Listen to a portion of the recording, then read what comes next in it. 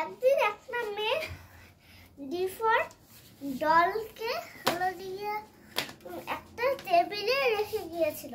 ওদের বাসার কাছেই ছিল একটি পুষ্করি। তখন একটা ডিফর ডাক এসে ওই ডিফর ডলটাকে দিয়ে পুষ্করিতে চলে গেল। তারপরে ওর একটা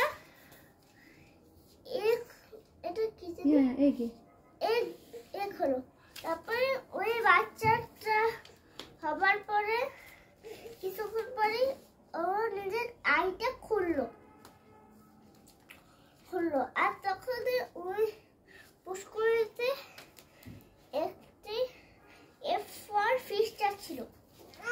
তারপরে মেয়েটি যখন এসে এফ ফর ফ্যানটি ছাড়লো, তখন হাওয়ায় বসে খেলার জন্য ডলটি যখন আনতে গেল, তখনই দেখলো হলো যে ওর ডলটি নেই।